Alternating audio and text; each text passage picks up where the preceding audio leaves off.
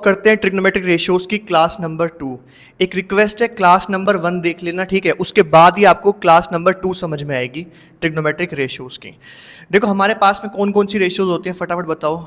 Sign theta, cos theta, tan theta, sine का उल्टा cosec theta, कोस का उल्टा सेक थीटा, और टेन की उल्टी क्या होती है हमारी, कोट थीटा। ठीक है, ये 6 रेशियो के पास में होती हैं।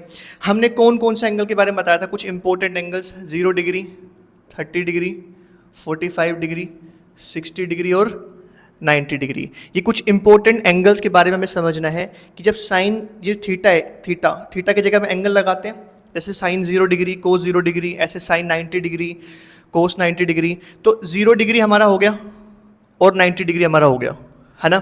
अब हम करेंगे 30 डिग्री और 60 डिग्री।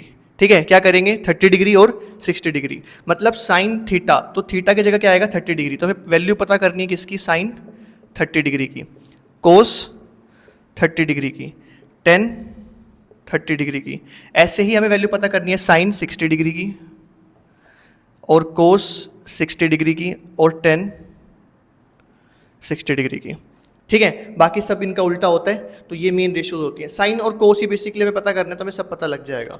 अभी आप समझो मैं आपको क्या बता रहा हूँ। तो ये हमें अब सारे के सारे ट्रिग्नोमेट्रिक रेशियोज की क्या पता करने हैं, 30 डिग्री का एंगल और 60 डिग्री का एंगल। ठीक है, तो देखो कैसे करेंगे इसको। अब मैं जैसे समझाऊंगा ध्यान से समझना उसको अच्छे से। ठीक है, बिल्कुल आपका फोकस बोर्ड की तरफ होना चाहिए, कहीं और आपने नहीं देखना।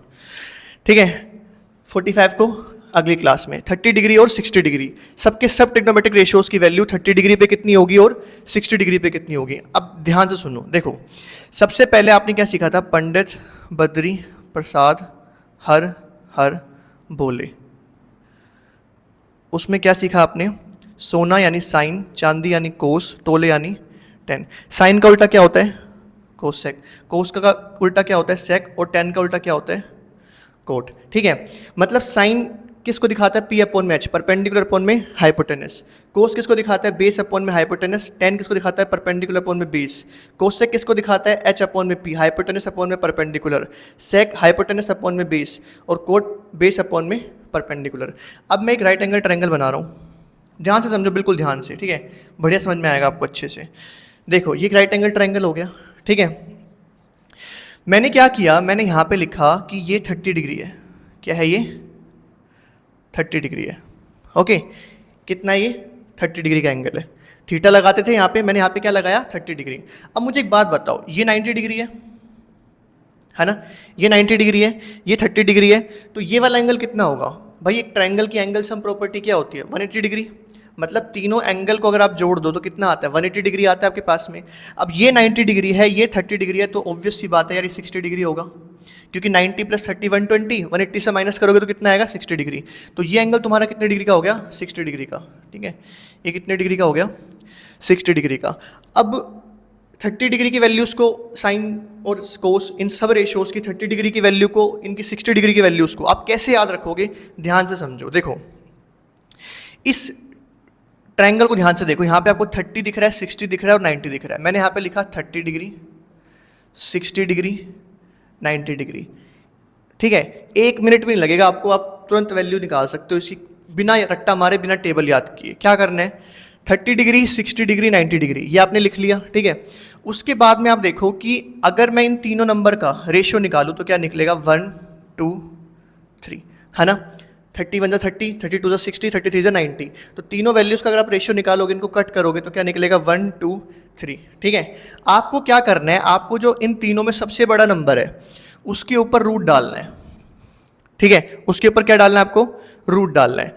जैसे ही तुम रूट डालोगे 3 के ऊपर, अब ये जो 3 है ना, ये 2 से छोटा हो जाएगा, मतलब ये जो वैल्यू होगी ना रूट 3 की जो वैल्यू होती है वो होती है 1.7 समथिंग। अब 1.72 से छोटी वैल्यू है, तो क्या होगा, ये दोनों अपना जगह चेंज कर लेंगे और यहाँ पे आएगा 1 √3 और 2, बस हो गया काम, कुछ नहीं है। अब 30 डिग्री के सामने 1 होता है, 60 डिग्री के सामने तुम्हारा √3 होता है, और 90 डिग्री के सामने तुम्हारा क्या होता है, 2 होता है। आया समझ में, 30 60 90 का एक ट्रायंगल बनाया, 30 60 90 लिखा, रेशियो में काटोगे 1 2 3 लगाया, सबसे बड़े नंबर पे तुमने रूट डालना है। जैसे ही तुम रूट डालोगे ये वैल्यू 2 से छोटी हो जाएगी, तुम्हें इनकी जगह को चेंज कर देना है। √3 यहाँ आ जाएगा, 2 यहाँ आ जाएगा, बस। 30 डिग्री के सामने 1 है, 60 डिग्री के सामने √3 है और 90 डिग्री के सामने 2 है। अब देखो 30 डिग्री का एंगल दिख रहा है आपको, ये 30 डिग्री का एंगल है। इस 30 डिग्री के एंगल के सामने जो ये पूरी की पूरी साइड है ना, ये किसको शो करती है? 1। दिमाग में बैठा लो, 30 डिग्री के सामने हमेशा जो रेशियो होती है किसकी होती है? 1। 30 डिग्री के सामने वैल्यू क्या होती है? 1। 30 डिग्री के सामने वैल्यू क्या होती है? 1। 60 डिग्री के सामने क्या होगी? √3। 60 डिग्री ये रहा, इसके मुंह के सामने जो साइड है ये वाली, वो कितनी होगी?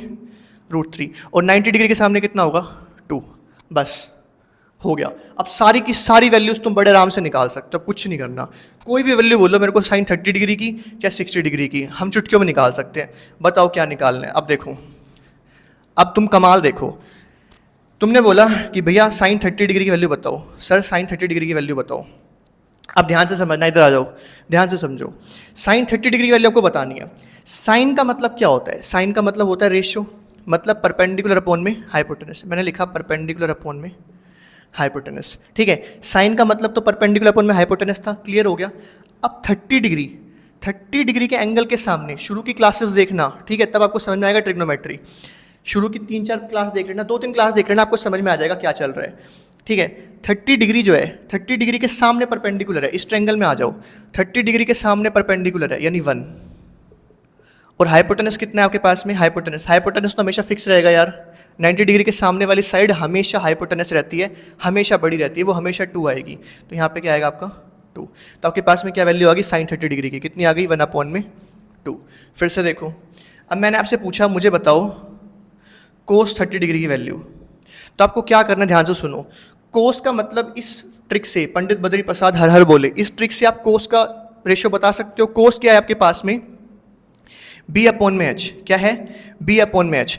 अब 30 डिग्री के सामने परपेंडिकुलर है, 30 डिग्री ये रहा, 30 डिग्री के सामने क्या है? परपेंडिकुलर 1। क्या हमें परपेंडिकुलर चाहिए? नहीं, हमें तो बेस चाहिए। तो बेस क्या होगा? √3। हाइपोटेनस तो फिक्स है, देखो हाइपोटेनस तुमने फटाफट लिख दी, यहाँ पे 2 आएगा, ठीक है। बेस और परपेंडिकुलर ये चेंज होते हैं, किस हिसाब से? एंगल के हिसाब से।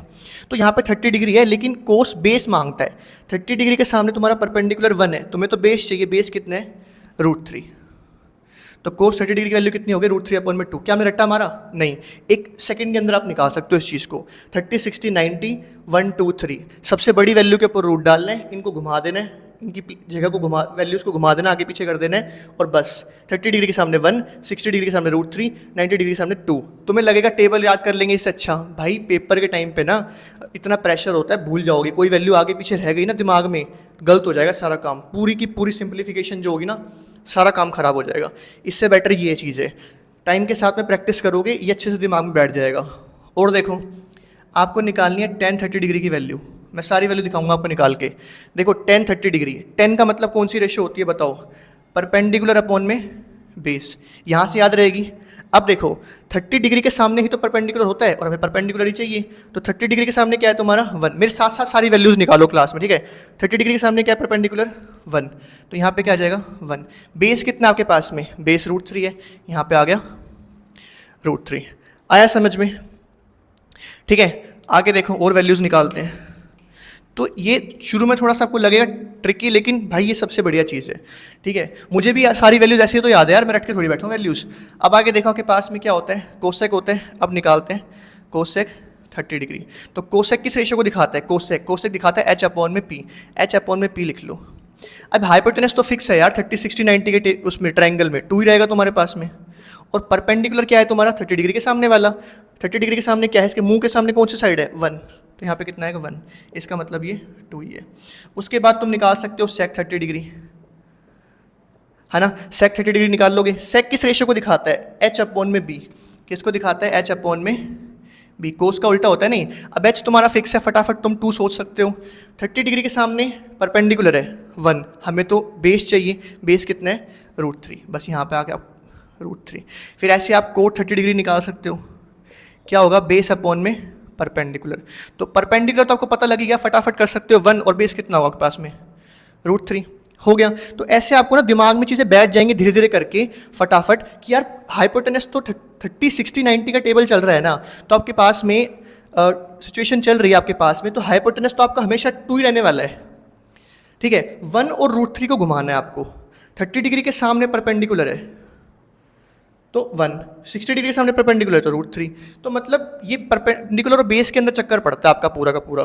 तो सारी की सारी आपने वैल्यूज निकाल ली, सारी ट्रिग्नोमेट्रिक रेशियो 30 डिग्री के सामने हमने निकाल ली। चलो अब 60 डिग्री की निकालते हैं वैल्यूज। बस यही तो याद रखना है आपको यार, 30 डिग्री, 60 डिग्री, 90 डिग्री, 30, 60, 90 लिखना, 1, 2, 3 लिखना, 30 1 जा 30, 32, 63, 1 to 3 के रेशियो पे कटेगा, बड़े जो नंबर है 3 उस पर रूट डाला, इनकी जगह बदल जाएगी फिर क्योंकि वैल्यू छोटी हो जाएगी ना इससे।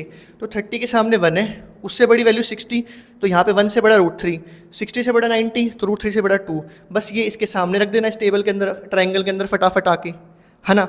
अब देखो, अब आपको साइन 60 डिग्री की वैल्यू निकालनी है, साइन 60 डिग्री। तो साइन किस रेशियो को दिखाता है, P/H। अब ध्यान दो, अब देखो हाइपोटेनस तो तुम्हारा फिक्स है, फटाफट मैंने 2 लिख दिया बिना देर के। परपेंडिकुलर क्या होगा, परपेंडिकुलर होता है एंगल के सामने। अब 60 डिग्री के सामने परपेंडिकुलर है, देखो 60 डिग्री ये रहा, 60 डिग्री के मुंह के सामने देखो परपेंडिकुलर दिखेगा, कितना है √3, यहाँ पे कितना आएगा √3। फटाफट निकालते हैं। फिर हमारे पास में है कोस 60 डिग्री। कोस किस रेशियो को दिखाता है तुम्हारे पास में, B/H को दिखाता है। कोस किसको दिखाता है, B/H को। तो H तो फटाफट लिख सकते हो, 2 हो गया तुम्हारे पास में। 60 डिग्री के मुंह के सामने √3 होता है, तो हमें तो √3 चाहिए ही नहीं, हमें तो बेस चाहिए। तो क्या आ जाएगा यहाँ पे 1।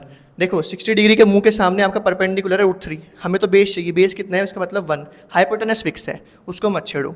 फिर तुम्हें tan 60 डिग्री निकालना है, तो परपेंडिकुलर अपॉन बेस होता है।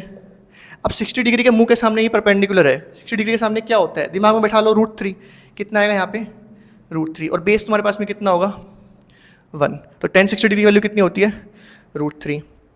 ठीक है, आगे देखो, आगे वैल्यूज निकालते हैं।